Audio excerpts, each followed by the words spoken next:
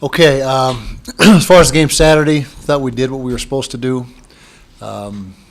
Good performances on both sides of the ball.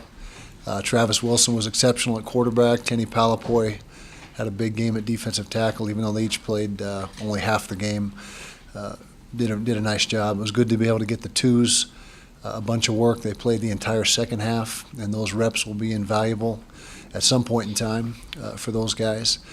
So it was good to start the season 2-0. That's what we had anticipated and hoped for, and that's where we're at. Pac-12 opens this week. Pac-12 play for us. Oregon State coming to town. Have done a good job offensively. They're scoring 40 points a game, just about 40 points a game, over 500 yards a week of offense. Throwing the ball exceptionally well. Mannion is throwing for over 400 yards a game.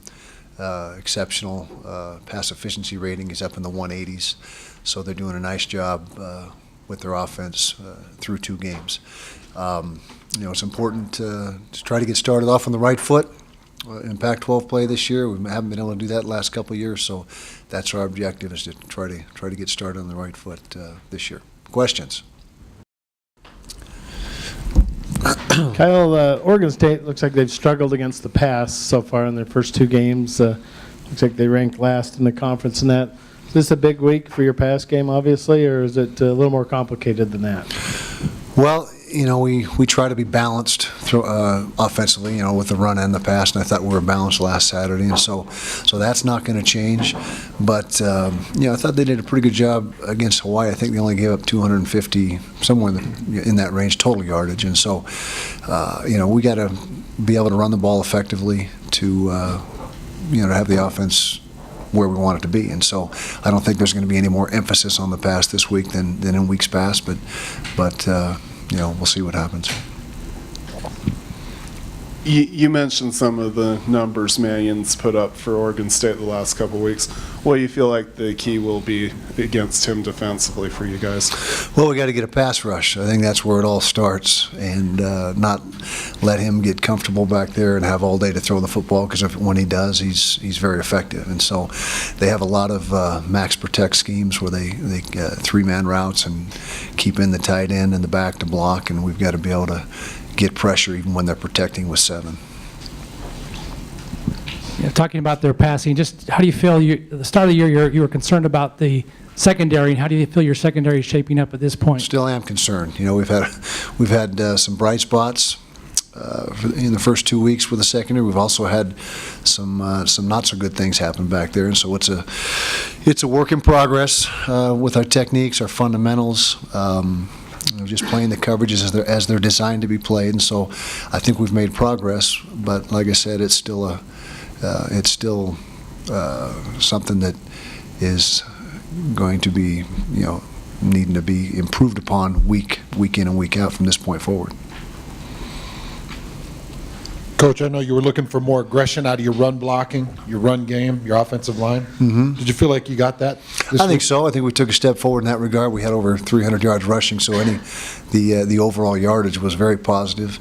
Had some big runs in there, some explosive runs, and so I think that we did a nice job. Now the degree of difficulty gets higher this week. With the front 7 of Oregon State has been historically pretty good, and they got the defensive end that's an outstanding player. So I'm going to tell you right now, if we're able to rush for 300 again this week, our chances of winning are very good. But we'll see what happens.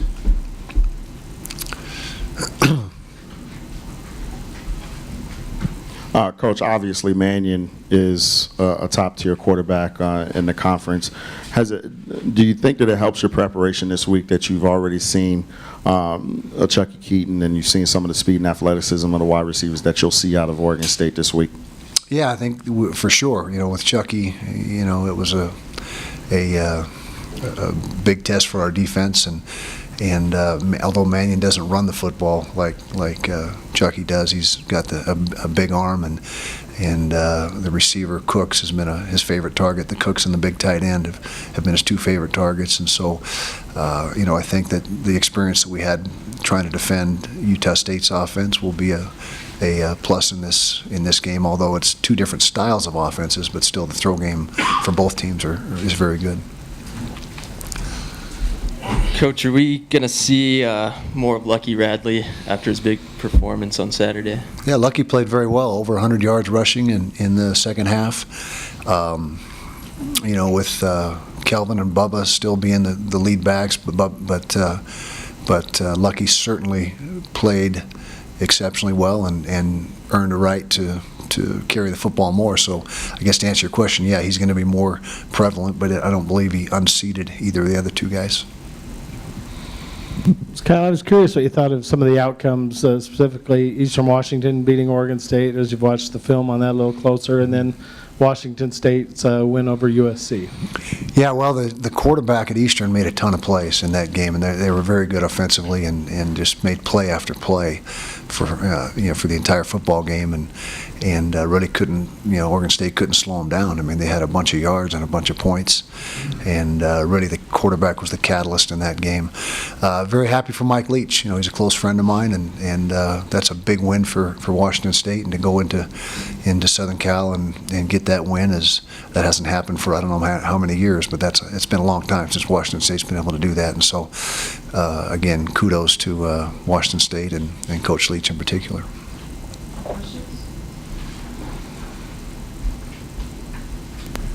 Coach, your earliest homecoming you ever had, just talk about the additional emotional aspect of getting amped up for a homecoming game and doing it this early in the season. Yeah, as a team, we got a great crowd every week, and so it's not going to be any different in that regard. And the homecoming is more for the fans and the alumni and that type of thing. Our crowd is great week in and week out, and so typically we don't, as a football team, pay a whole lot of attention to when homecoming is. In fact, I didn't even know it was homecoming until you just mentioned that. And so it's something that our crowd is behind us and supporting us every single week. How have your linebackers graded out the first 2 weeks, especially with some of the inconsistencies of a year ago? Not bad. Much better over last year. Still not where we need to be, but I would say the most consistent performance so far has been Jared Norris. He's been steady in both games. VJ Fujoko has played some good snaps. Jacoby Hale was not quite as effective in this last game as he was in game one, but as a group, I think they're much better than they were last year, but still needing to continue to improve. Coach, the Utes have struggled in Pac-12 openers the last couple of years. Talk about the importance of this game in terms of the season opening up at home, potentially getting a win against Oregon State and what that means. Yeah, it'd be great to get started on the right foot, as I mentioned earlier, and that's something that we haven't done in our first 2 years in the conference. But we're going to prepare and have hopefully a great week of practice. And right now we've got a little bit of momentum on our side, with the first two victories, and so it should be a great game. And see, we got them at our place 2 years ago. They got us at their place last year, and so our guys will be excited to get out there and start conference play. Are you guys still experimenting in the return game with both punt and kick returns? Not so much. Bubba Poole, is the lead guy. He got untracked. It was good to see our punt return game get untracked in the Weber game on Saturday. We had a bunch of yards. Kickoff return, we didn't have much opportunity. They kicked off a couple times, and so. But Bubba's going to be the lead guy. Delshawn McClellan also is a guy that you saw get a return, and so he's a guy that may be a factor there as well. But right now, Bubba is still the guy that will handle both kickoff return and punt return duties. Watching things offensively, Coach, saw the tight ends pop open a couple times in the first quarter. Weren't targeted, weren't thrown to. I know that's one thing you were looking for. Mm-hmm. Seemed like there were some opportunities there. Yeah. Seemed like even maybe there were some plays that were dialed up for them. Is that something that you're going to pay attention to again? I know that's something you said last week. We've got to get these tight ends more involved. Yeah, and I think we'll continue to pay attention to that, and we did pay more attention to it in this past game. And as you mentioned, we had a couple Y option routes that Travis just lost sight of the tight end for a second, so he came off of it. But we got to continue to integrate those guys into the offense, and I think you saw some of that on Saturday. But going forward, we're hoping that those guys become even more of a factor for us. Coach, you talked about the importance of getting those reps for the second and even third string guys. What about the importance also of getting the first stringers out of there, getting them a few reps, get them out of the game healthy and rest up for?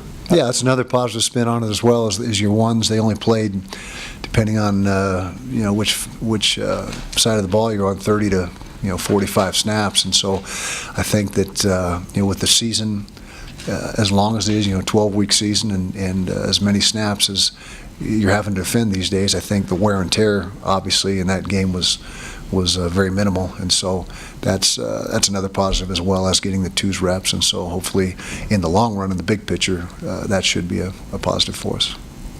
Questions? In these first couple of games, it could be said that Oregon State has struggled defensively. Do you see anything on their defense that you can take advantage of, or what do you see from these guys? Well, they played much better against Hawaii than against Eastern. They held Hawaii to about half the yardage, less than half the yardage I think than Eastern got, and far fewer points. And so I think that and again, just a couple games is not enough to really get a good feel and a good barometer on what you got or what your opponent's got. And so I think that we're going to go in with a plan. We're going to use last year's game as a blueprint as well as far as schematics, and so we'll see what happens. But the defense did definitely shore up much better, Oregon State's defense this past week than they did in week 1. Coach, you've talked so much about needing explosive plays. I know 2 games is hard to judge for a whole season, but are you seeing elements of this offense that maybe weren't there in the past when it comes to that? Oh yeah, without a doubt, particularly when you compare it to the last couple of years. And this Saturday, I mean, we didn't snap the ball a whole bunch of times because of exactly that. We had some quick strike scoring drives that didn't last very long, 1 or 2 plays or 3 plays, and so that's something that has been severely lacking the last couple of years, and has shown up in the first 2 games this season, and we hope it continues, because if it does, then our offense has a chance to be pretty darn good. More questions for Coach Whitt? Sorry, one last one. This rivalry has been very interesting. You've had some weird things happen, whether it's injuries, Matt Asiata going down, last year a lot of turnovers. Can you just speak about the rivalry that you've formed with Oregon State? Yeah, it's been great. It's really started back in 2008, I think, when, I guess it was before that, the year before that was when we had the injuries.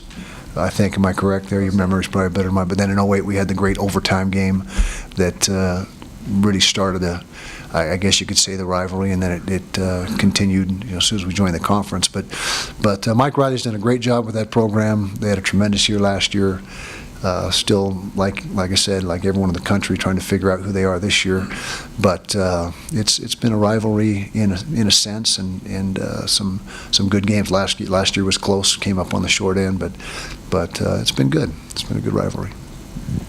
How nice is it to have had a successful 4-minute and a successful 2-minute already in the first 2 games of this season? It was good, and debated in the end of the first half. We had a comfortable lead, and they were out to punt, and it was obvious they were going to take the delay game, so it called timeout and left us with about 1.5 minutes, and talked to Dennis and Brian and about how we should handle that next series, and we had not done real well in the 2-minute drives in fall camp. We're still a little bit rough in that regard, and so we decided to go ahead and implement it. They played out very well, executed without flaw, and then at the end of the game, I think we ran 6, 7, 8 minutes off this week. Last week we were able to burn just about the entire 4 minutes plus, in this against Utah State, and this past week another good showing. So yeah, situational football is huge, and I think we're doing a good job in that regard so far. More questions for Coach Whittingham? Thanks, guys. Brilliant.